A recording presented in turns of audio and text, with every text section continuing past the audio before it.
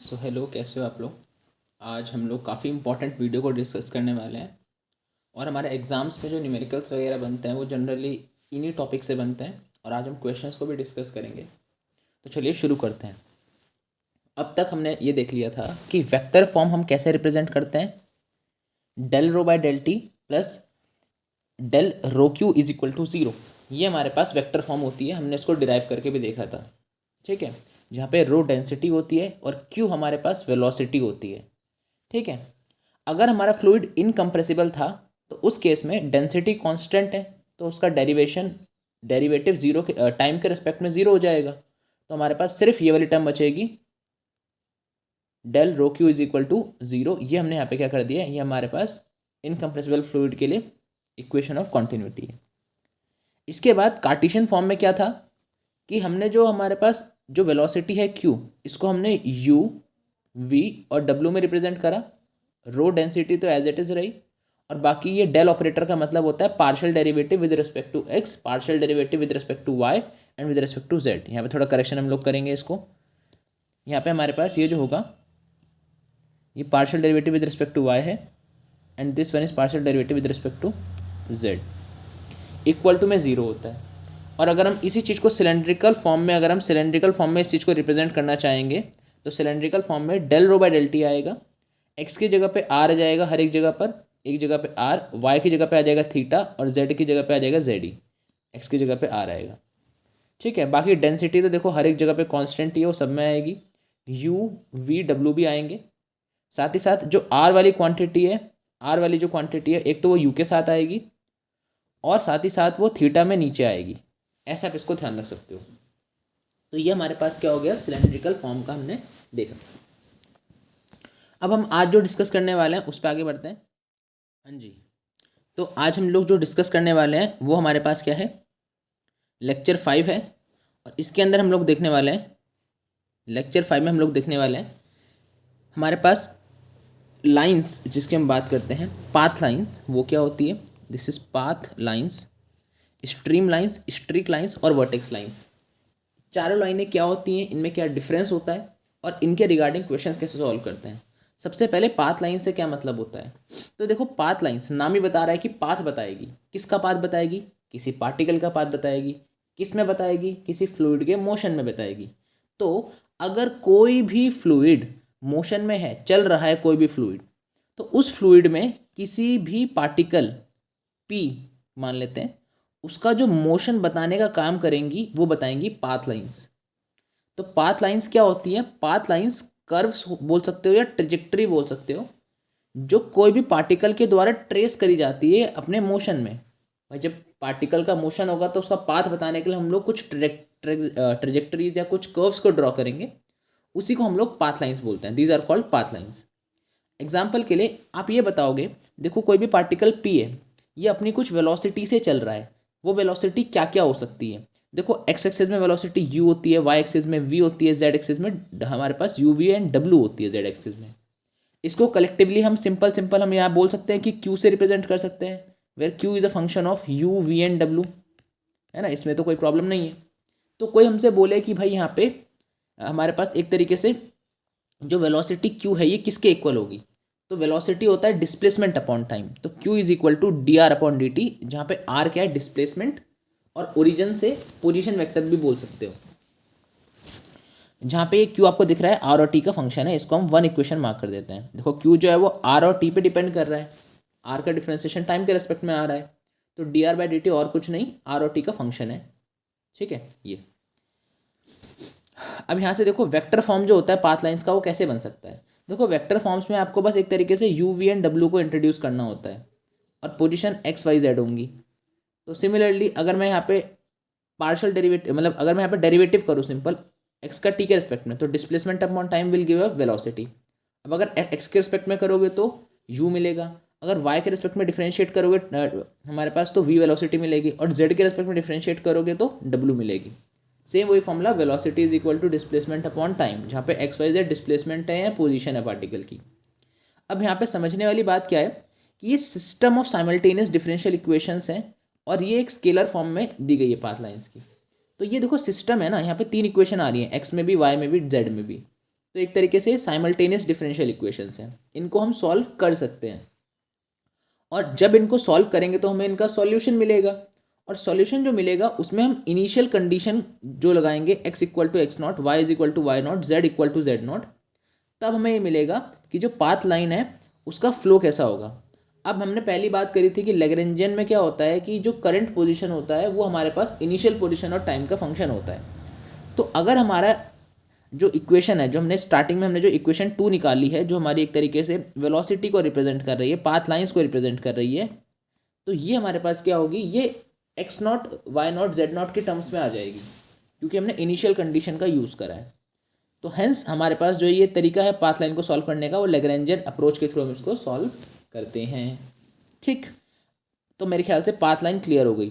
अब बात करते हैं स्ट्रीम लाइन्स के ऊपर। तो स्ट्रीम लाइन्स क्या है, तो देखना ध्यान से, व्हाट इज स्ट्रीम लाइन्स। तो stream lines are curves drawn in flow field in such a way that the tangent to curve is always parallel to the velocity vector at that point.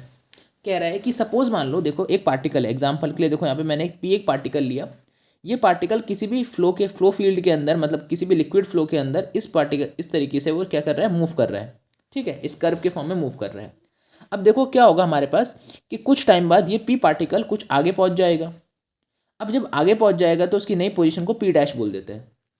अब कोई मेरे से पूछता है कि इस P dash पर पार्टिकल का एक तरीके से बिहेवियर कैसा है, इसकी वेलोसिटी किस डायरेक्शन में है, तो मैं इस पॉइंट पर खींचता हूँ एक टेंजेंट, और ये जो टेंजेंट मैं बनाऊंगा, ये टेंजेंट हमारे पास एक तरीके से जो वेलोसिटी होगी पार्टिकल की उसके पैरेलल होगी भाई, क्योंकि पार्टिकल पी से पी डैश में गया, तो जो वेलोसिटी हमारे पास बताई जाएगी वो हमेशा एक टेंजेंट के थ्रू बताई जाएगी, और वो टेंजेंट वेलोसिटी वेक्टर के पैरेलल होगी। तो what are stream lines, stream lines ऐसे कर्व्स होते हैं जो फ्लो फील्ड में बनाए जाते हैं। देखो मैंने कर्व्स बनाया फ्लो फील्ड में कुछ इस तरीके से कि जो टेंजेंट होगा कर्व पे वो हमेशा वेलोसिटी वेक्टर के पैरेलल होगा। अब अगर पैरेलल होगा इसका मतलब हम क्या बोल सकते हैं, देखो दो वेक्टर अगर पैरेलल है, अगर ए वेक्टर बी के पैरेलल है तो ए क्रॉस बी कितना होता है, जीरो हो जाता है, क्योंकि ए क्रॉस बी का फॉर्मूला होता है mod a mod b sine theta, and parallel vector में एंगल जीरो हो जाता है, तो sine zero is zero, therefore ये पूरी क्वांटिटी जीरो हो जाएगी, तो ए क्रॉस बी की वैल्यू आएगी जीरो। ठीक, अब यहाँ से हम बात करें तो कौन से दो वेक्टर पैरेलल हैं, देखो एक तो वेलोसिटी वेक्टर के पैरेलल है, कौन पैरेलल है, स्ट्रीम लाइंस पैरेलल है। ठीक है, जो हमने टेंजेंट बनाया था वो टेंजेंट पैरेलल है, तो टेंजेंट को हम लोगों ने डी आर से रिप्रेजेंट कर दिया। ठीक, जहाँ पे क्यू क्या है, वेलोसिटी वेक्टर है हमारे पास, और आर क्या है, आर है पोजीशन वेक्टर, तो पोजीशन वेक्टर एक तरीके से टेंजेंट को तो रिप्रेजेंट करेगा ना हमारे पास, है ना। डिफरेंशिएशन क्या रिप्रेजेंट करता है, स्लोप ऑफ टेंजेंट या टेंजेंट को रिप्रेजेंट करता है। तो जब मैं क्यू का क्रॉस लूंगा डी आर के साथ तो हमें आंसर क्या मिलेगा, इसका जीरो मिलेगा, q cross d r is zero because q is parallel to d r, जहाँ पे डी आर पोजिशन वेक्टर है। तो आई थिंक आपको स्ट्रीम लाइन्स का कॉन्सेप्ट समझ में आया, काफ़ी इंपॉर्टेंट है, ध्यान से सुनना।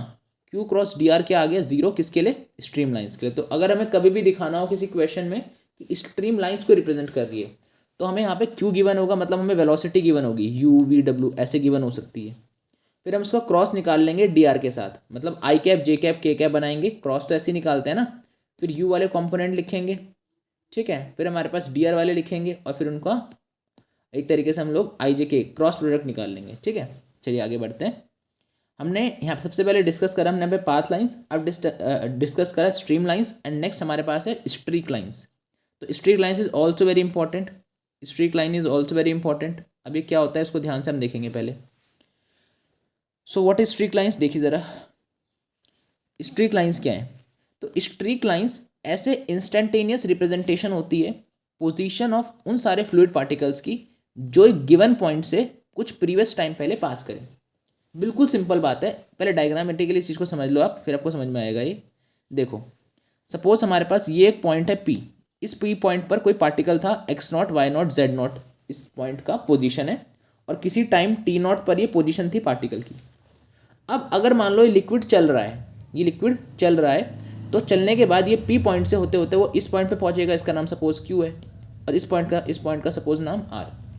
तो ये P पॉइंट पे जो पार्टिकल था जिसकी position x not y not z not थी और t नॉट टाइम पे था, कुछ टाइम t के बाद ये R पोजीशन पे पहुंच जाएगा at time t greater than t not पे, ये यहाँ पहुंच जाएगा। तो एक तरीके से ये जो पाथ ट्रेस करा इसने, पहली बात तो ये हमारे पास उस पार्टिकल का पाथ बता रहा है, तो ये पाथ लाइन्स है। अब हमारे पास यहाँ पे बात क्या हो रही है, बात ये हो रही है कि हमने यहाँ पे स्ट्रीक लाइन्स किसे पढ़ना है। तो स्ट्रीक लाइन्स जो है वो एक तरीके से ऐसी पाथ लाइन्स होती हैं जो हमें ये बताती हैं कि उस पर्टिकुलर पॉइंट से प्रीवियसली कितने पार्टिकल्स पास करें, उसकी डायरेक्शन को या उस चीज़ को इंडिकेट करती है। तो देखो इस पी पॉइंट से कितने पार्टिकल पास करें, एक ये पार्टिकल पास करा है, एक ये पास करा है, एक ये पास करा है, एक ये पास करा है। तो इन सब की एक तरीके से जो डायरेक्शन या पोजीशन को जो बताएगी वो हमारे पास स्ट्रीक लाइंस होंगी। तो देखो क्या लिखा है, स्ट्रीक लाइंस ऐसी रिप्रेजेंटेशन होती हैं या ऐसी पिक्चर होती हैं किसकी, पोजीशंस की फ्लूइड पार्टिकल के, जो किसी गिवन पॉइंट से कुछ प्रीवियस टाइम पहले पास करे। भाई देखो फ्लूइड तो चल रहा है ना, कुछ टाइम में ऐसा होगा कि एक पर्टिकुलर पॉइंट से हज़ारों पार्टिकल पास कर जाएंगे। तो उन सारे पार्टिकल्स की डायरेक्शन को बताने के लिए हम लोग स्ट्रीम लाइंस का यूज़ करते हैं, स्ट्रीक लाइंस का। एग्जाम्पल के लिए देख लो, सपोज मान लो हमारे पास एक कलर है, हमने उसको एक बॉटल के अंदर हमने उसको इंजेक्ट करा। बॉटल के अंदर ट्रांसपेरेंट लिक्विड था, उसके अंदर मैंने किसी कलर को इंजेक्ट करा। तो वो लिक्विड के अंदर कैसे मूव करता है वो कलर, तो जिस फ्लो फील्ड के अंदर या वो कलरलेस फ्लूइड, कलर फ्लूइड जो जाएगा तो विजिबल कर्व्स हमें दिखेंगे भाई, क्योंकि अंदर कलरलेस है, बाहर से हमने कलर डाला तो कलर कितनी ईजिली कितनी प्यार से घुलता है। तो उसी चीज़ को जो बता रहा है एक तरीके से वो हमारे पास स्ट्रीक लाइंस रिप्रेजेंट कर रही हैं, तो ऐसी लाइंस को स्ट्रीक लाइंस बोलते हैं। अब इसको हम थोड़ा सा अगर समझना चाहें मैथमेटिकली तो काफ़ी सिंपल है, हालांकि क्वेश्चन से ये चीज़ क्लियर हो जाएगी, पर फिर भी देख लीजिए। अब पहले मैं डायग्राम से बता दूं, फिर इसको पढ़ भी लूँगा। देखो पहले एक बार ज़रा ध्यान से यहाँ पे देखना, एक बार ज़रा ध्यान से यहाँ पे देखना, ठीक है। देखो ज़रा, हमारा ये पॉइंट था जिसकी पोजीशन थी x0 y0 z0। इसके बाद हमारा पार्टिकल जो है वो टी टाइम के बाद, जो कि t0 से बड़ा होगा, ये टाइम t0 है यहाँ पे, वो यहाँ पे पहुँच गया XYZ पे। अच्छा, t0 और t के बीच में कहीं t1 टाइम पर, ये t1 जो है हमारे पास वो t से तो छोटा है और t0 से बड़ा है, वो पार्टिकल यहाँ कहीं पे होगा देखो, जिसकी पोजीशन x1 y1 z1 और टाइम t1 हो जाएगा। तो मैं यहाँ पे क्या बताना चाह रहा हूँ वो सुनो ज़रा। देखो ये जो XYZ है ना, XYZ जो आफ्टर टी टाइम पे था, ये हमारे पास x0 y0 z0 का फंक्शन होगा। लैग्रेंजियन अप्रोच ये तो बोलता है कि जो करंट पोजीशन है पार्टिकल की वो इनिशियल पोजीशन और टाइम का फंक्शन होगी। तो x0 y0 z0 का फंक्शन होगा कौन, XYZ। और हमारे पास ये जो x1 y1 z1 है, ये भी हमारे पास x0 y0 z0 का फंक्शन होगा, क्योंकि भाई ये भी हमारे पास करंट पोजीशन है जो इनिशियल पोजीशन का फंक्शन होगी।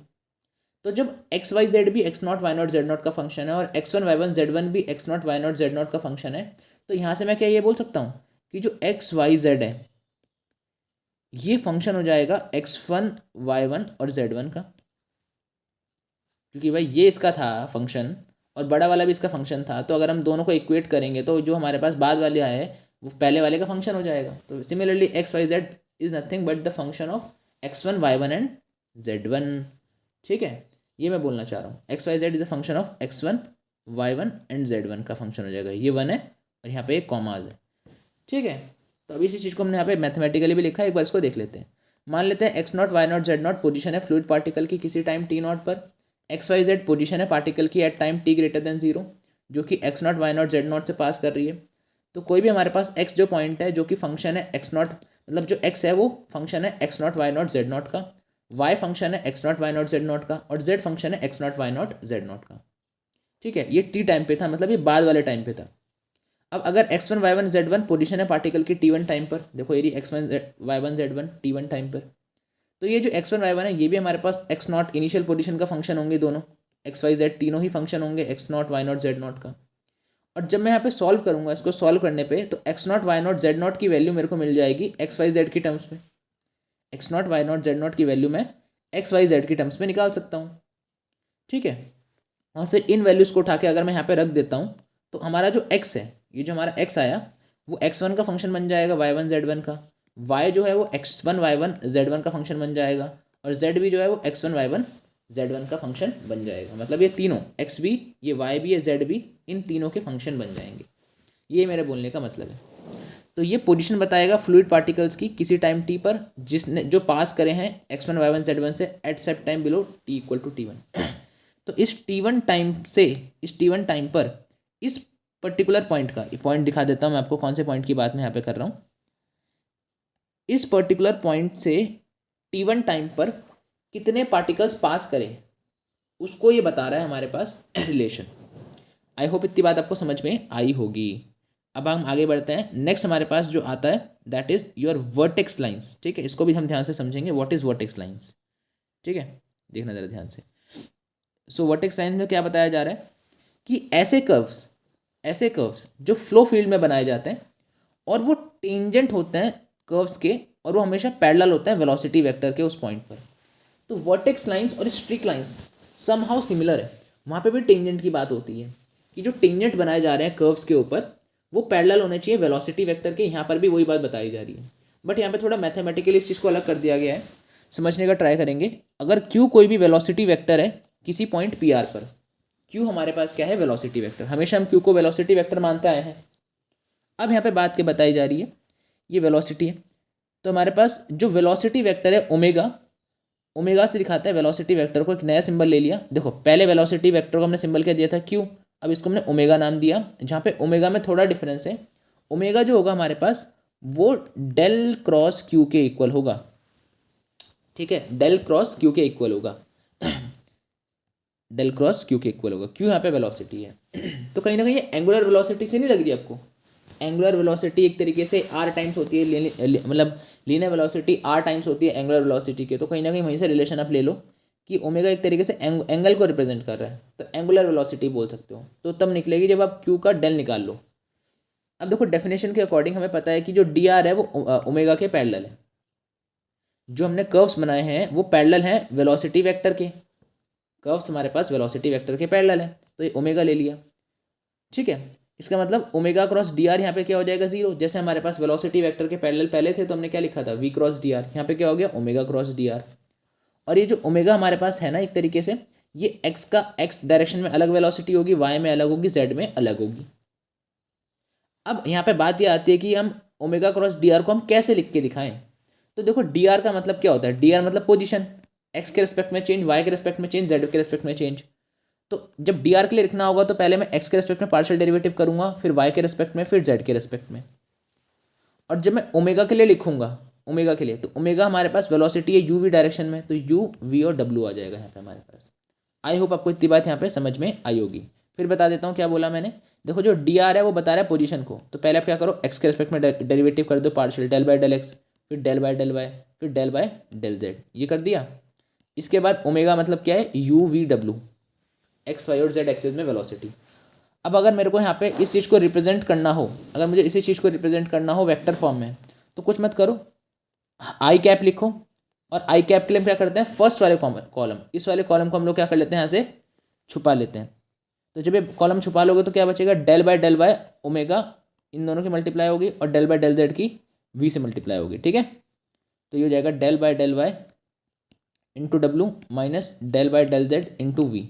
ये आई कैप के लिए आ गया। सिमिलरली जब मैं माइनस जे कैप लिखूंगा तो जे कैप के लिए क्या करना पड़ेगा आपको? इस सेकंड वाले कॉलम को हटाना पड़ेगा। इसको हटाने के बाद हमारे पास डेल बाय डेल एक्स की डब्ल्यू से मल्टीप्लाई होगी, del by del x into डब्ल्यू माइनस फिर डेल बाय डेल जेड की मल्टीप्लाई किससे होगी? यू से। जैसे हम क्रॉस प्रोडक्ट निकालते हैं सेम वैसे ही, है ना? तो ये वाला काम हमारा खत्म हो गया। फिर डेल बाय डेल जेड को निकालना पड़ेगा। ऐसे करके आप इनको वेक्टर फॉर्म में आप इसके लिख सकते हो। तो उसकी ज़रूरत पड़ेगी तो हम इसको लिखेंगे ज़रूर, पर आपको थोड़ा सा आइडिया लगा कि वेक्टर फॉर्म कैसे लिखनी चाहिए हमको। ठीक है, अब चलो, अब आप बोलोगे इसी चीज़ को हम और कैसे रिप्रेजेंट करें? तो देखो बिल्कुल सिंपल है कि अगर हमारे पास आई कैप जे कैप के कैप हमने लिखा है, तो अगर मेरे को इसको इक्वेशंस की फॉर्म में लिखना है तो ये हमारे पास क्रॉस मल्टीप्लिकेशन वाले मेथड से निकलता है। तो हम कैसे लिखेंगे? देखो हम यहाँ लिखेंगे dx, ऊपर लिखेंगे dx, और नीचे लिखेंगे कि आई कैप वाला जो कंपोनेंट है डेल बाय वाई इंटू डब्ल्यू minus del by del z into v, ये लिख दिया हमने। उसके बाद हमें क्या लिखना है? डी वाई लिखना है, और डी वाई के लिए वाई वाला कॉलम काट दो, तो डेल बाय डेल एक्स की मल्टीप्लाई किससे होगी? डब्ल्यू से, और यू की मल्टीप्लाई किससे होगी? डेल बाय डेल जेड से। ठीक है, तो ऐसे करके हम यहाँ पे इसको लिख सकते हैं। नेक्स्ट हमारे पास आता है डेल बाय डेल जेड, तो डी जेड के नीचे क्या आ जाएगा हमारे पास? तो जेड वाले कॉलम को आप यहाँ पे काट दो। ठीक है, ये हमारे पास डेल बाय डेल जेड डब्ल्यू, इसको आप इसको यहाँ से कट कर दो, तो del by del x into v और del by del y into u हमारे पास यहाँ पे आ जाएगा, del u by del y. तो आई थिंक आपको कुछ समझ में आया हुआ हमने कैसे करा। आप बोलोगे बीच में तो माइनस भी आता है, तो वहाँ पे हमने साइन को इंटरचेंज कर लिया ना, इनको आगे पीछे लिख दिया, तो माइनस एडजस्ट हो गया। ओके, तो ऐसे करके आप क्या कर सकते हो? यहाँ पे इसको रिप्रेजेंट कर सकते हो। तो ध्यान से बात सुनना, काफ़ी इंपॉर्टेंट हमारे पास ये चल रहा है कि जो वर्टेक्स लाइंस है, वर्टेक्स लाइंस प्लीज़ ध्यान से, जो वर्टेक्स लाइंस है उसको रिप्रेजेंट ऐसे करा जाता है, dx अपॉन dx के नीचे क्या आता है, पार्शियल डेरिवेटिव वाली टर्म्स और v वाली टर्म्स और फिर w वाली x वाली टर्म्स, ऐसे हम क्या करेंगे वर्टेक्स लाइन को दिखाएंगे। अब यहाँ पे एक बात समझनी है आपको, हो सकता है सॉल्व करते वक्त dz के नीचे वाला कंपोनेंट जीरो बन जाए, मतलब ये पूरी क्वांटिटी हमारे पास किसके इक्वल आ जाए, जीरो के। इट माइट बी पॉसिबल, हो सकता है dy के नीचे वाला जीरो हो जाए, हो सकता है dx के नीचे वाला जीरो हो जाए, पर तीनों एक साथ जीरो कभी नहीं होंगे, ठीक है, तीनों एक साथ जीरो कभी नहीं होंगे। तो omega x, omega y, omega z do not vanish together, एक साथ वैनिश नहीं हो सकते, हो सकता है एक एक वैनिश हो जाए कोई उसमें से। तो इसका मतलब अगर तीनों एक साथ वैनिश नहीं हो रहे हैं, इसका मतलब जो फ्लो हमारे पास है वो रोटेशनल है। ऐसा क्यों? तो देखो, अगर तीनों वेलोसिटी में से कोई भी एक साथ अगर तीनों एक साथ वैनिश हो जाए तो क्या दिक्कत होगा। तो dx बता रहा है एक्स एक्सिस में वेलोसिटी, dy वाई एक्सिस में, dz जेड एक्सिस में वेलोसिटी। तो एक तरीके से अगर तीनों ही वैनिश हो गए, इसका मतलब ये है ना हमारे पास कि ना ही एक्स एक्सिस में वेलोसिटी है, ना ही वाई में है, ना ही जेड में है, तो इसका मतलब फ्लो रुका हुआ है हमारे पास। तो जो फ्लो है ना वो रोटेशनल, हमारे इरोटेशनल हो जाएगा ना उस केस में, तो रोटेट ही नहीं करेगा क्योंकि वेलोसिटी नहीं है किसी भी हमारे पास डायरेक्शन में। तो फ्लो का रोटेशनल होने के लिए क्या ज़रूरी है कि एटलीस्ट इसमें से एक तो नॉन जीरो हो ही हो, ठीक है। तो ऐसे हम इसको समझ सकते हैं। बाकी जो मैंने बताया था कि ओमेगा एक्स जो था वो यहाँ पे बता रखा है कि हम कैसे निकालते हैं, कि हम आई कैप वाले का कॉम्पोनेंट को, ओमेगा वाई मतलब होगा वाई कैप वाले को, जेड मतलब जेड कैप वाले को, तो ऐसे हम इसको रिप्रेजेंट कर सकते हैं, ठीक है। अब हमारे पास एक इंपॉर्टेंट नोट ये आता है कि अगर हमारे पास फ्लो स्टेडी है, तो स्टेडी फ्लो मैंने फर्स्ट वीडियो में बताया था, स्टेडी फ्लो वो होता है, ऐसा फ्लो होता है जो टाइम पे डिपेंड नहीं करता, जो फ्लो कैरेक्टरिस्टिक फाई होती है is not a function of time, जो टाइम पे डिपेंड नहीं करेगा उसको स्टेडी फ्लो बोलेंगे, मतलब जो टाइम के अनुसार चेंज ना हो। तो अगर स्टेडी फ्लो दे रखा है, मतलब ऐसा फ्लो दे रखा है जहाँ पे फ्लो कैरेक्टरिस्टिक टाइम पे डिपेंड नहीं कर रही है, तो पाथ लाइन निकालो, स्ट्रीम लाइन्स निकालो, स्ट्रिक्ट लाइन्स निकालो, ये सारी बातें क्या हो जाएंगी, सेम हो जाएंगी, ठीक। अब हम आगे बढ़ेंगे, हमारे पास एक काफ़ी इंपॉर्टेंट हमारे पास टॉपिक आता है, दैट इज़ वेलोसिटी पोटेंशियल, उस तक पहुँचेंगे। उससे पहले एक क्वेश्चन को डिस्कस कर लेते हैं स्ट्रीम लाइन्स के लिए। तो देखो ध्यान से देखना ज़रा, अगर स्ट्रीम लाइंस हमें निकालने के लिए बोला जाएगा किसी भी flow field u is equal to x, v is equal to y के लिए, w भी हो सकता है, इसमें नहीं दिया कोई दिक्कत नहीं है, तो हमें एक तरीके से स्ट्रीम लाइंस निकालनी है इसके लिए, जहाँ पे इनिशियल वेलोसिटी x है और फाइनल वेलोसिटी, मतलब x एक्सिस में वेलोसिटी u है और y एक्सिस में वेलोसिटी माइनस वाई है, और उसके बाद हमें ग्राफ भी बनाना है स्ट्रीम लाइंस के लिए, ठीक है। चलिए स्टार्ट करते हैं। तो देखो, सबसे पहले अगर हमें स्ट्रीम लाइंस की बात करें तो स्ट्रीम लाइंस के लिए कंडीशन क्या थी, स्ट्रीम लाइंस के लिए क्या कंडीशन होती है, देखो दिखा देता हूँ मैं आपको। स्ट्रीम लाइंस के लिए कंडीशन है कि Q cross d r should be equal to zero, Q cross d r क्या होगा, जीरो होना चाहिए। तो इसी चीज़ को हम यूज़ करेंगे एक तरीके से, और कैसे निकालेंगे देखना ज़रा। तो एक तरीके से dx upon x is equal to dy upon y is equal to dz upon zero. आप बोलोगे आपने ये तो लगाया नहीं, आपने Q क्रॉस डी आर तो लगाया नहीं हमने, ऐसा क्यों करा हमने, बताओ Q क्रॉस डी आर की जरूरत क्यों नहीं है। क्योंकि हमारी जो फ्लो फील्ड है, हमारी जो फ्लो कैरेक्टरिस्टिक है वो टाइम पे डिपेंड नहीं कर रही है। देखो टाइम पे डिपेंड कर रही है, कहीं u में कहीं टाइम की टर्म आ रही है, v में कहीं टाइम की टर्म आ रही है, बिल्कुल नहीं आ रही है। That means what, that means कि हमारा जो फ्लो है ना एक तरीके से ये हमारे पास टाइम का फंक्शन नहीं है, टाइम पे डिपेंड ही नहीं कर रहा है। और अगर टाइम पे डिपेंड नहीं करेगा तो हम यहाँ पे स्ट्रीम लाइन्स, स्ट्रीक लाइन्स, ये सारी चीज़ें इक्वल हो जाती हैं। तो सेम कॉन्सेप्ट मैंने किसके लिए लगा दिया, मैंने यहाँ पे जो पढ़ा, मैंने यहाँ जो वर्टेक्स लाइन पढ़ी, मैंने इसका कॉन्सेप्ट लगा दिया किसके अंदर, स्ट्रीम लाइन्स के अंदर, सिंपल।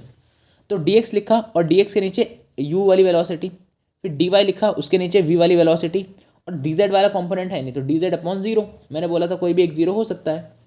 अब अगर मैं dz इक्वल टू जीरो को लेके चलूँ तो dz इक्वल टू जीरो क्या इंप्लाई करेगा कि z हमारे पास किसके इक्वल है, किसी कॉन्स्टेंट c2 के।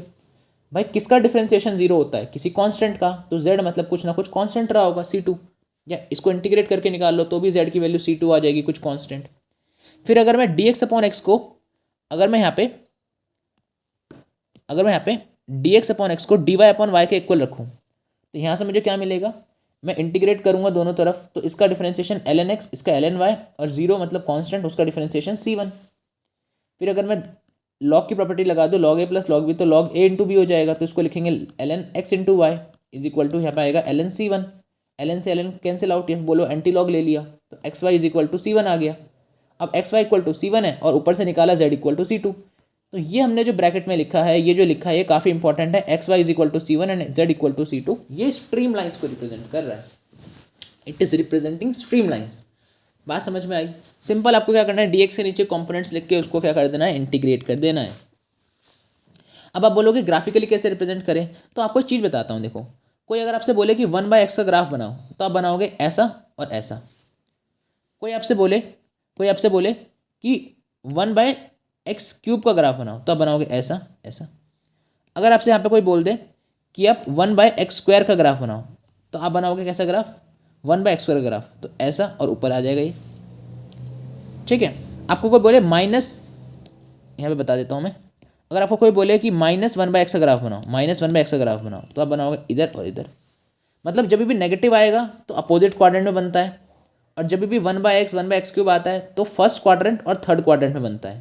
सो this is the trick to remember कि अगर हमारे पास सारे पॉजिटिव हैं और अपॉन में है, तो हमारे पास जो ग्राफ बनता है that is on first and third axis, first and third quadrant. और अगर हमारे पास नेगेटिव में होता है तो हमारे पास ये सेकंड और फोर्थ क्वाड्रेंट में बनता है ग्राफ। तो हमारे पास जो इक्वेशन है वो क्या इक्वेशन है, अगर आप ध्यान से देखोगे तो हमारे पास इक्वेशन है xy = c1। तो यहाँ से y लिख सकता हूँ c1/x, मतलब y = 1/x का ग्राफ बनाना है हमको। आप बोलोगे 1 तो है नहीं, c1 है, तो c1 कोई भी कांस्टेंट है, 1/x 2/x 3/x, और ये c1 हमारे पास कोई भी पॉजिटिव हो सकता है या इट माइट बी नेगेटिव, हमें नहीं पता कि c1 कैसा है या c2 कैसा है। तो हमारा जो ग्राफ बनेगा इसका ग्राफिकल ऐसा बनेगा कि अगर c1 पॉजिटिव हुआ तो फर्स्ट क्वाड्रेंट में आएगा और थर्ड क्वाड्रेंट में आएगा, और अगर नेगेटिव हुआ तो सेकंड क्वाड्रेंट में आएगा और फोर्थ क्वाड्रेंट में आएगा। ऐसे करके हम लोग स्ट्रीम लाइन्स यहाँ पे बना सकते हैं। अब ये ग्राफ कौन सा है, देखो ये जो ग्राफ होता है ना y = 1/x, ये रेक्टेंगुलर हाइपरबोला बोलते हैं इसको। तो स्ट्रीम लाइन्स रेक्टेंगुलर हाइपरबोला की शेप में, आपसे यहाँ पे शेप भी पूछी गई थी ना, तो इसलिए बताया हमने। बाकी आगे हमें बता रखा है कि इसके एसिम्प्टोट कौन से होते हैं। एसिम्प्टोट मतलब ऐसी लाइन जो इन दोनों कर्व्स को इन्फिनिटी पे मीट करे।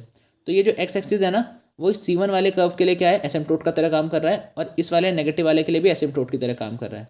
वैसे ये जो एक्स एक्सिस है ये भी दोनों के लिए एसिम्प्टोट का काम कर रहा है। तो इसके पास नंबर ऑफ एसिम्प्टोट्स 2 होते हैं। ठीक है, आगे कुछ नहीं है इसमें, मेनली हमारा सिलेबस से रिगार्डिंग नहीं है। अब आगे बढ़ते हैं, let's move on towards our next topic, that is एक क्वेश्चन है ना, फिर हम बात करेंगे वेलोसिटी पोटेंशियल, जो काफ़ी इंपॉर्टेंट है। तो इसको समझते हैं। The velocity field at a point in a flow field q = x/t, y और 0, find the path lines and streak lines. अब ध्यान से देखना ज़रा, हमारा जो फ्लो फील्ड है q, वो एक तो x/t है, y है 0 है। हाँ, यहाँ देखो ज़रा, हमारे पास u की वैल्यू क्या है, u है x/t, और v की वैल्यू है y, और w की वैल्यू है 0। हमारा जो वेलोसिटी है वो टाइम पे डिपेंड कर रहा है, और अगर टाइम पे डिपेंड करेगा तो स्ट्रीक लाइंस और पाथ लाइंस अलग अलग चीज़ें होंगी ना, होंगी। और अगर हमारे पास टाइम पे डिपेंड नहीं करता तो बस हम पाथ लाइन या स्ट्रीक लाइंस में से कोई भी एक निकालते हैं और वही हमारे पास दोनों के लिए सेम हो जाता। बट क्योंकि टाइम पे डिपेंड कर रहा है तो हमें पाथ लाइंस को अलग निकालना पड़ेगा और स्ट्रीक लाइंस को अलग निकालना पड़ेगा। तो पहले मैंने u, v और w लिख दिया। अब आगे पहले हम निकालेंगे पाथ लाइंस। तो पहले हम निकालेंगे यहाँ पे पाथ लाइंस, यहाँ पे करो इसको, ये पाथ है, this is your path lines, तो दिस इज पाथ लाइंस। तो पाथ लाइंस कैसे निकालने हैं, पहले आपको u, v और w लिख देना है। ठीक है, u क्या होता है x के रेस्पेक्ट में पार्शियल डेरिवेटिव, v क्या होता है y के रेस्पेक्ट में, w क्या होता है z के रेस्पेक्ट में। और निकालने का तरीका क्या होता है, हम डेल क्रॉस q करते हैं =0, यहाँ से हम निकाल सकते हैं इसको। ठीक है, डेल क्रॉस q करते हैं =0, यहाँ से हम निकाल सकते हैं स्ट्रीम लाइन। तो हमने u लिख दिया, v लिख दिया, w लिख दिया। अब इनकी वैल्यू डाल दो। तो देखो u की वैल्यू x/t थी, तो u के प्लेस पे किसको रिप्लेस करा, x/t को। ठीक है, v की वैल्यू क्या थी, y थी, मैंने y को रिप्लेस कर दिया, और w की वैल्यू क्या थी, 0, तो मैंने यहाँ पे 0 रिप्लेस कर दिया। तो हमारे पास इक्वेशन क्या बनी, dx/dt = x/t, dy/dt = y and dz/dt = 0। अब मैं अगर तीनों को इंटीग्रेट करूँ तो dx/dt = x/t को इंटीग्रेट करने का हमारे पास तरीका क्या होगा कि जब मैं इंटीग्रेट करूँगा तो वेरिएबल सेपरेबल है, सेपरेट कर लो वेरिएबल, तो x वाली टर्म dx के नीचे और dt के नीचे t आ जाएगा।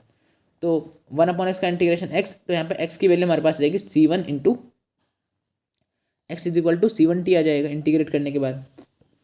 वैसे तो ये आएगा ना ln x = ln t + ln c आएगा, फिर ln में प्रॉपर्टी लगा के यहाँ पे हमारे पास जो वैल्यूज़ आएंगी ये आ जाएंगी, और यहाँ से हम कंपेयर करके x = c1 y = c2 e⁻t, और हमारे पास यहाँ पे z = c3 लिख सकते हैं। तो हमारे पास 3 इक्वेशन आएगी इनको इंटीग्रेट करने के बाद। अब आपको पता है कि हमारा आंसर वैसे यहाँ तक आ जाता है, बट कई बार हमने पढ़ा था ना स्टार्टिंग में कि हम इनिशियल कंडीशंस का यूज़ करके और लैग्रेंजियन अप्रोच को लगा के हम यहाँ पे वैल्यू निकाल सकते हैं x, y, z और t की। तो उसको समझना कि हम इनिशियल कंडीशन लगा रहे हैं x = x0, y = y0, z = z0। आप बोलोगे यहाँ पे तो इनिशियल कंडीशन गिवन ही नहीं है, तो अपनी मर्जी से लेना है x0, y0 और z0। ये किसी time t equal to t not पर है। तो अगर हम बात करें एक्स की वैल्यू एक्स नॉट है तो एक्स की प्लेस पे एक्स नॉट पुट कर दिया मैंने, वाई की प्लेस पे मैंने वाई नॉट पुट कर दिया और जेड की प्लेस पे मैंने जेड नॉट पुट कर दिया। पुट करने के बाद हमारे पास जो टी है, टी की जगह पे टी नॉट पुट कर दिया, टी की जगह पे टी नॉट पुट कर दिया और हमारे पास C3 तो एज ही रहा। यहाँ से हम क्या करेंगे, हम यहाँ से वैल्यू पुट करने के बाद मैं यहाँ पे तीनों कांस्टेंट की वैल्यू निकालूंगा, C1 C2 और C3, इन तीनों की वैल्यू निकालूंगा जो कि ये आ गए आपके सामने। और वैल्यू निकालने के बाद मैं इसको उठा के वापस से इक्वेशन नंबर 1 में रख दूंगा। ठीक है, हमारे पास इक्वेशन नंबर 1 में नहीं, सॉरी, इसको उठा के वापस से हम क्या करेंगे, यहाँ पे जहाँ पे एक्स की वैल्यूज है वहाँ पे हम इन चीज़ों को पुट करेंगे। तो देखो जो C1 की वैल्यू है वो कितनी आई, x naught by t naught आई। तो इस C1 की वैल्यू को उठा के मैं कहाँ पुट करता हूँ, इस जगह पर जहाँ पे एक्स की वैल्यू निकालनी थी, x that is x not t by t not. वैसे ही C2 की वैल्यू उठा के मैं यहीं पर रख दूंगा, वाई की वैल्यू मिल जाएगी, और C3 की वैल्यू जेड नॉट रख दूंगा यहाँ पे, तो मेरे को जेड की वैल्यू मिल जाएगी जेड नॉट। तो ये पाथ लाइन को रिप्रेजेंट कर रहा है।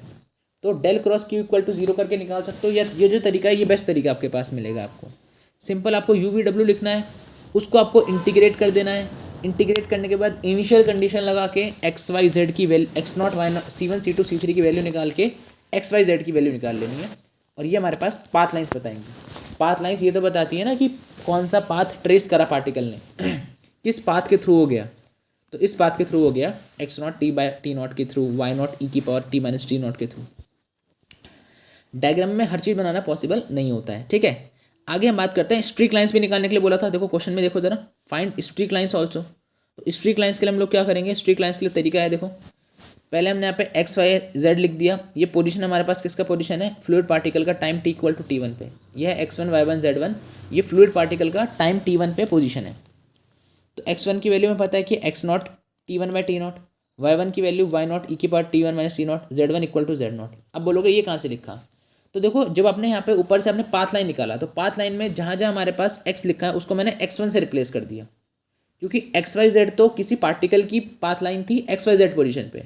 अब पोजीशन मैंने x1 y1 z1 कर दिए, चेंज कर दिए time t equal to T1 पर। तो जहाँ जहाँ एक्स वाई जेड लिखा है वहाँ पे x1 y1 z1 लिख दोगे।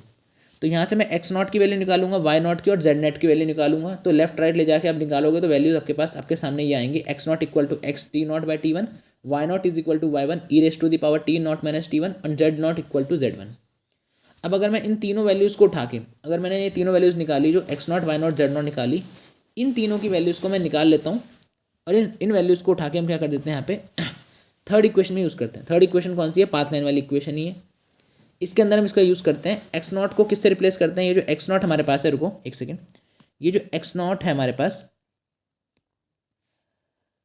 लेट मी जस्ट देखो जरा यहाँ पे, ये जो एक्स नॉट की वैल्यू है, एक्स नॉट की वैल्यू मैं क्या डालूंगा यहाँ पे, x1 T not by T1 यहाँ पुट कर दूंगा, तो हमें मिलेगी ये वाली equation x1 T by T1, क्योंकि टी नॉट से तो टी नॉट कट जाएगा। फिर मैं यहाँ से दूसरी वाली वैल्यू, फिर दूसरी वाली वैल्यू मैं जब वाई नॉट की वैल्यू रख दूंगा इस जगह पे, तो मेरे को y इक्वल टू ये मिलेगा और टी नॉट से टी नॉट कट जाएगा।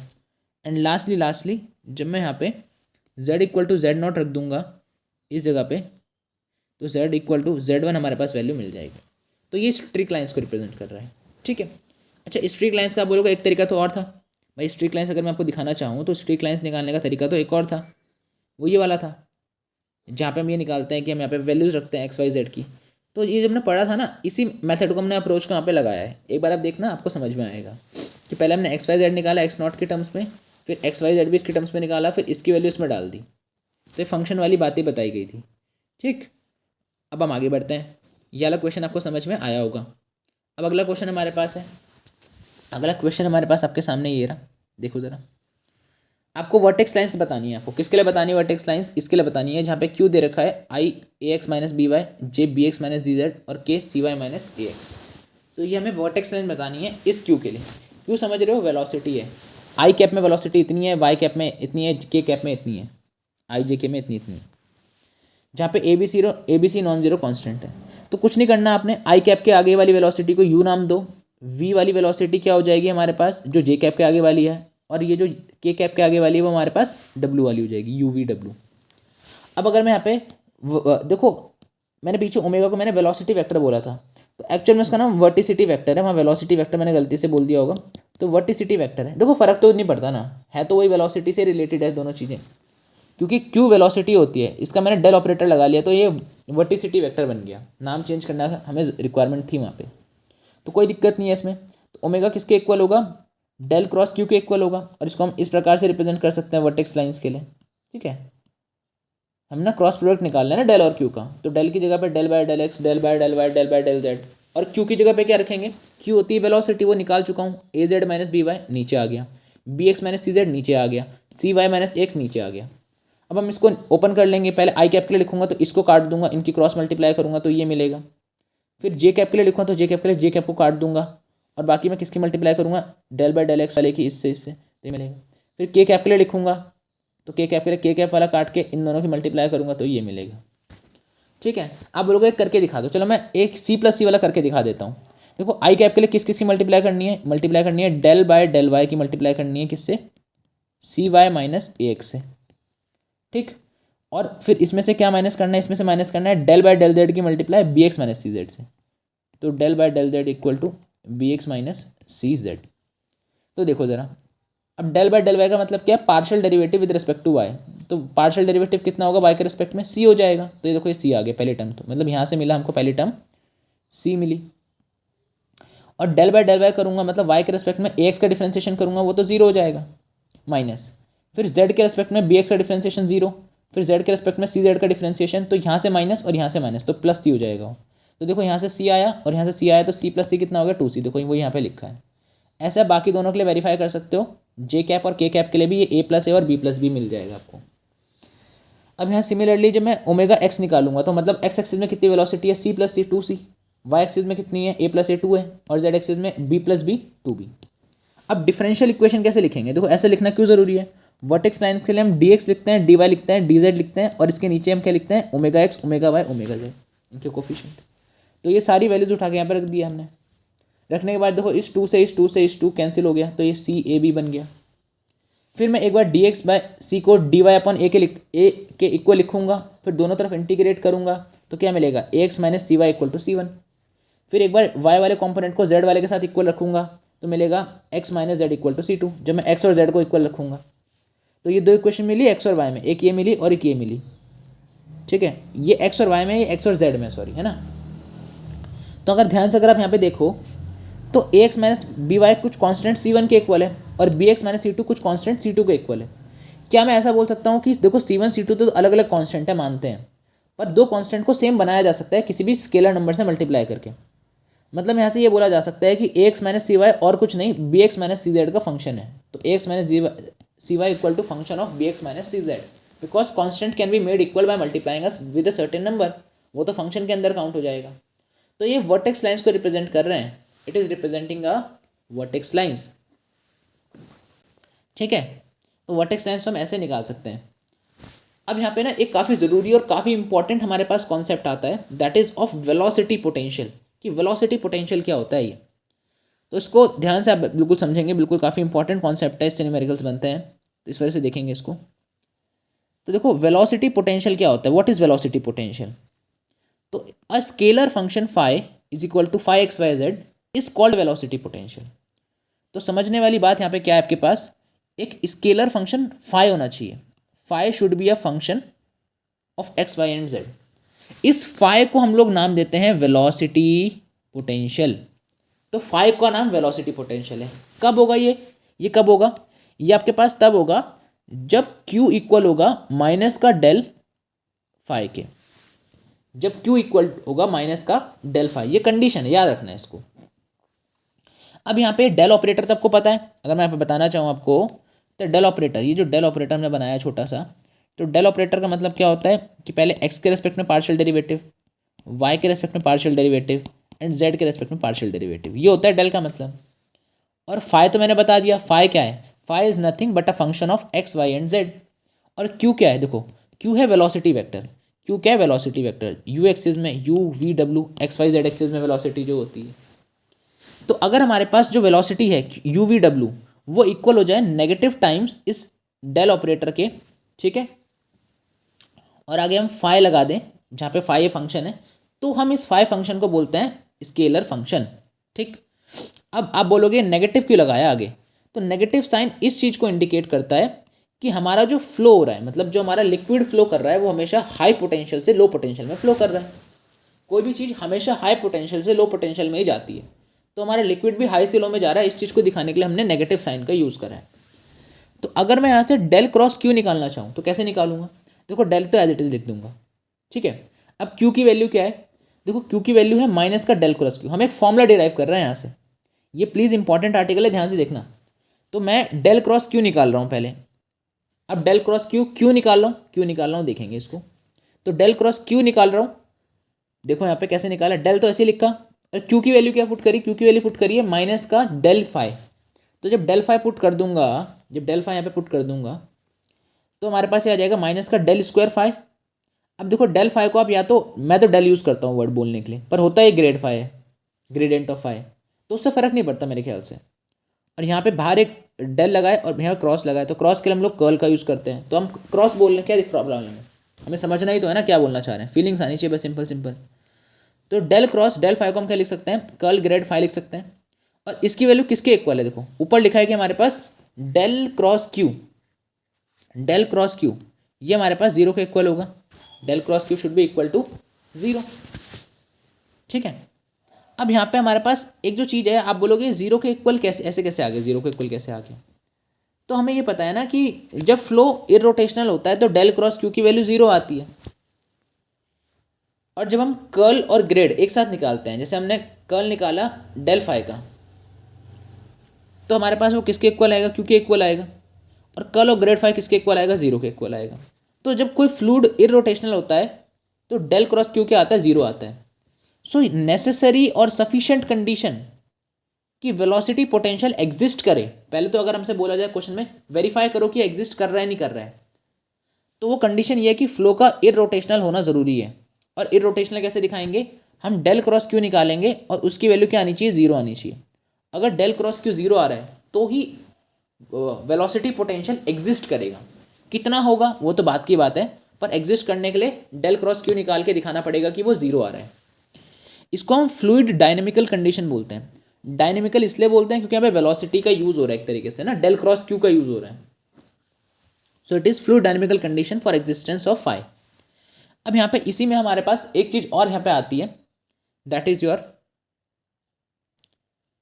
Q cross d are. इसको समझने का ट्राई करते हैं। अब देखो Q cross D, Q dot d are कितना होगा? तो क्यू हमने कैसे निकाला? पीछे हमने निकाला था कि क्यू डॉट डी आर हम लिख सकते हैं del phi cross d r, यहाँ से ना क्यू डॉट डी आर, यहाँ पे तो नहीं लिखा है del phi dot del dot d r. अच्छा ठीक है, फिलहाल इसको मैं बताऊँगा आपको। अब देखो क्यू क्रॉस डी आर हमने निकाला, ये माइनस का डेल क्रॉस डी आर के इक्वल है। ये हमने प्रीवियस वीडियो में डिस्कस करा था, वहाँ पर निकाला था। क्यू की वैल्यू देखो कितनी होती है? माइनस का डेल फाई होती है। देखो क्यू क्रॉस डी आर क्यों निकाल रहा हूँ? क्यू डॉट डी आर में क्यों निकाल रहा हूँ? तो क्यू की वैल्यू पीछे हमने देखी थी, जस्ट अभी लिखी है, तो q is equal to minus का डेल फाई होता है। Q is equal to minus का डेल फाई, उसको मैंने यहाँ पुट कर दिया, तो del phi into d r हो गया। तो क्यू डॉट डी आर किसके इक्वल हो गया? माइनस का डी फाई के इक्वल हो गया। भाई ये जो चीज़ है ना माइनस का del phi dot d r, ये हमारे पास, इसको मैं डी फाई लिख सकता हूँ कि फाई के रिस्पेक्ट में डेरिवेटिव करना है। अभी कैसे आया उसको हम यहाँ देख सकते हो। देखो कल ये हमारे पास, जो हमारे पास यहाँ दे रखा है, ये del phi dot d r को हम क्या लिख सकते हैं? अब डेल का मतलब क्या होता है? एक्स के रिस्पेक्ट में पार्शियल डेरिवेटिव, ठीक है। फाई हमारे पास क्या है? हमारे पास यहाँ पे वो फंक्शन है, एक्स वाई जेड का फंक्शन है। तो phi is a function of x, एक बार एक्स के रिस्पेक्ट में डिफरेंशिएट करेंगे, एक बार वाई के रिस्पेक्ट में, एक बार जेड के रिस्पेक्ट में। और डी आर क्या है? पोजीशन है। पोजीशन क्या होती है? आई कैप, जे कैप, के कैप के रिस्पेक्ट में होती है। तो हम इसको इस प्रकार से लिख सकते हैं। और आगे और टर्म्स भी आएंगी, जब इनको मल्टीप्लाई करा जाएगा तो ये तीन टर्म्स बनेंगी।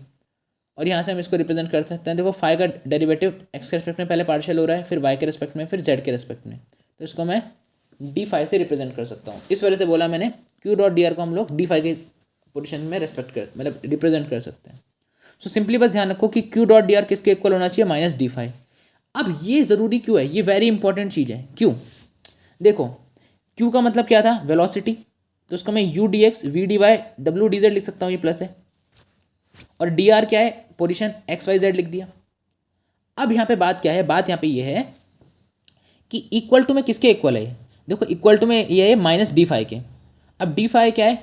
अब डी फाई देखो हमारे पास एक तरीके से ये परफेक्ट डिफरेंशियल को इंडिकेट कर रहा है, क्योंकि देखो लेफ्ट हैंड साइड का तो इंटीग्रेशन हो सकता है, u is a function of x, v is a function of y and w is a function of z, because all these are velocities. और डी फाई क्या होगा, डी फाई हमारे पास क्या है, एक तरीके से मतलब जो फंक्शन हम बात कर रहे थे एक्स वाई जेड का फंक्शन, ये डी लिखा है, मतलब इसको इंटीग्रेट करा जा सकता है, तो सारे टर्म्स को इंटीग्रेट करा जा सकता है। तो इक्वेशन कैसी है, परफेक्ट डिफरेंशियल इक्वेशन है। नेसेसरी और सफिशिएंट कंडीशन क्या है वेलोसिटी पोटेंशियल के होने के लिए, एक तुमने पहले पढ़ी थी कि del cross q should be zero, मतलब हमारे पास एग्जिस्टेंस के लिए जो फ्लूइड डायनेमिकल कंडीशन है वो तो ये है ना, फ्लूइड डायनेमिकल कंडीशन कि हमारे पास del cross q equal to zero आना चाहिए। सेकंड कंडीशन जो हमने डिराइव करी वो ये डिराइव करी कि जो डिफरेंशियल इक्वेशन है परफेक्ट होनी चाहिए, u d x v d y डब्ल्यू d z. So this should be a perfect differential equation. इसका मतलब राइट हैंड साइड में जो भी चीज़ आएगी, जो डी फाई आएगा ना, डी फाई ये कुछ परफेक्ट डिफरेंशियल आना चाहिए। सपोज ये ऐसा आ गया डी एक्स अपॉन वाई, तो इसको तो इंटीग्रेट करा जा सकता है ना, इसको इंटीग्रेट करके मिलेगा एक्स अपॉन वाई, अगर इसको इंटीग्रेट करेंगे मतलब डी के अंदर कोई फंक्शन बनना चाहिए राइट में, तो डी के अंदर आना चाहिए वो, तो तब बोलेंगे इसको परफेक्ट डिफरेंशियल। ठीक है, इस पर क्वेश्चन भी देखेंगे, वहाँ से क्लियर होगा। अब यहाँ पे एक नेक्स्ट पॉइंट है, ये पॉइंट है कि अगर इक्विपोटेंशियल सरफेस होता है, इक्विपोटेंशियल सरफेस मतलब जिस सरफेस के हर एक पॉइंट पे पोटेंशियल सेम रहे, तो उस केस में फाई जो है वो कांस्टेंट रहेगा। फाई तो फंक्शन था ना जो एक्स वाई जेड पे डिपेंड कर रहा था, अब पोटेंशियल इक्वल हो गया हर एक पॉइंट पर, तो एक्स वाई जेड पे डिपेंड ही नहीं करेगा, मतलब फाई कांस्टेंट हो गया, तो उसका डेरिवेटिव क्या हो जाता है कांस्टेंट का जीरो, तो डी फाई जीरो हो गया। अब हमारे पास डी फाई जीरो है, इसका मतलब डी फाई क्या था एक्चुअल में, देखो डी फाई था negative times u d x v d y डब्ल्यू डी जेड। अब ये चीज़ तो जीरो हो गई, तो ये पूरी क्वांटिटी कैसे होगी, जीरो। तो अगर हमारे पास इक्विपोटेंशियल सरफेस है तो इन तीनों का सम कैसा आना चाहिए, जीरो आना चाहिए। और अगर इन तीनों का सम जीरो आ रहा है तो ये रिप्रेजेंट करता है कि ये ऑर्थोगोनली कट कर रहे हैं। इक्विपोटेंशियल सरफेस का अगर सम करने पे इस टाइप से अगर जीरो आ रहा है, इक्विपोटेंशियल सरफेस कंडीशन लगाने पे ये जीरो आ रहा है, इसका मतलब जो हमारे पास स्ट्रीम लाइंस हैं वो सरफेस को ऑर्थोगोनली कट करिए। ऑर्थोगोनली का मतलब होता है अगर हमारे पास सरफेस इस टाइप से है और हमारे पास ये स्ट्रीम लाइंस हैं जो ऊपर से नीचे आ रही हैं, तो एंगल 90 डिग्री बनाना चाहिए। इसको हम देखेंगे सर्कल वाले एग्जाम्पल में। तो हमारे पास जो फ्लूइड होगा वो कैसा होना चाहिए, इनकम्प्रेसिबल होना चाहिए। अगर फ्लूइड इनकम्प्रेसिबल है तो इक्वेशन ऑफ कॉन्टिन्यूटी क्या होती है, del cross q equal to zero, ये होती है इक्वेशन ऑफ कॉन्टिन्यूटी।